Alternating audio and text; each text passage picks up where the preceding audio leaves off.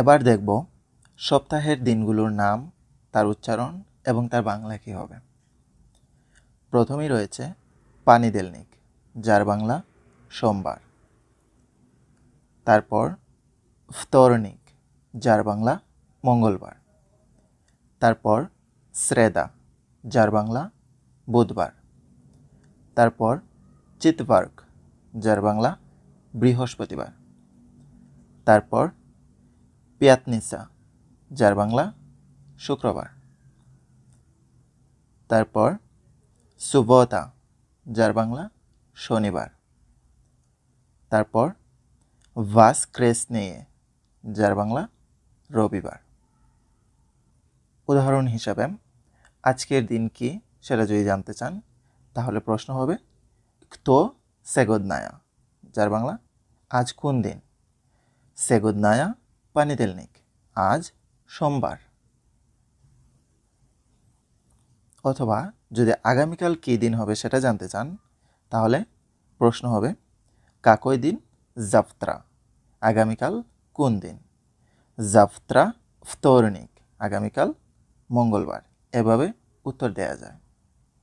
এবার দেখব মাসগুলো, তার নাম এবং তার উচ্চারণ। প্রথমেই রয়েছে ইয়ানভার, যার বাংলা জানুয়ারি। তারপর ফেব্রাল, যার বাংলা ফেব্রুয়ারি।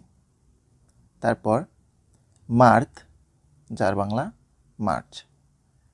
তারপর এপ্রিল, যার বাংলা এপ্রিল। তারপর মে, যার বাংলা মে। তারপর জুন, যার বাংলা জুন।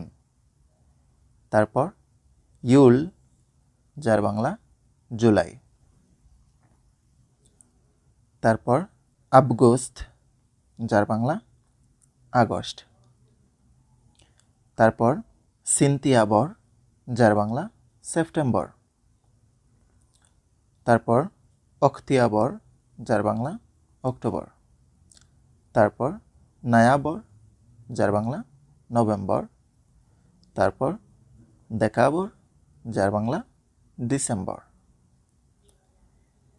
এবার উদাহরণ হিসেবে যদি আমরা জিজ্ঞেস করি আপনার জন্মদিনের মাস কোনটি, তাহলে প্রশ্নটা হবে ভো কাকম মেসিয়েছে তভয় দেন রোজদিনিয়া, তোমার জন্মদিন কোন মাসে।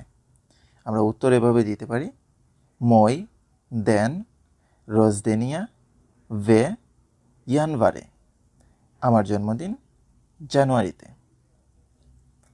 অথবা আমরা যদি কোন মাসের আবহাওয়া কেমন সে নিয়ে কথা বলি তাহলে প্রশ্ন করতে পারি কাকই সেইচাস মেসিয়েছে, এখন কোন মাস। সেইচাস ইউল, এখন জুলাই। ভে ইউলে জার্কো, জুলাইতে গরম। এভাবে। এবার দেখব সিজন বা ঋতুগুলোর নাম, উচ্চারণ এবং তার বাংলা অর্থ। প্রথমে রয়েছে ভেসনা, যার বাংলা বসন্তকাল। তারপর লেতো, যার বাংলা গ্রীষ্মকাল। তারপর ওসেন, যার বাংলা শরৎকাল। তারপর জিমা, যার বাংলা শীতকাল। উদাহরণ হিসাবে আমরা যদি ঋতু সম্পর্কে প্রশ্ন করি, যেমন কাকই সেইচাস ভ্রেমিয়া গদা, এখন কোন ঋতু, তাহলে উত্তর দিতে পারি সেইচাস ভেসনা, এখন বসন্ত। অথবা ঋতুর বর্ণনা দিয়ে যদি প্রশ্ন করি, যেমন কাকায়া পাগোদা জিমই, শীতে আবহাওয়া কেমন। জিমই স্নেজনো, শীতে তুষার বৃষ্টি থাকে। তো আজ এ পর্যন্তই, দেখা হচ্ছে পরবর্তী ভিডিওতে।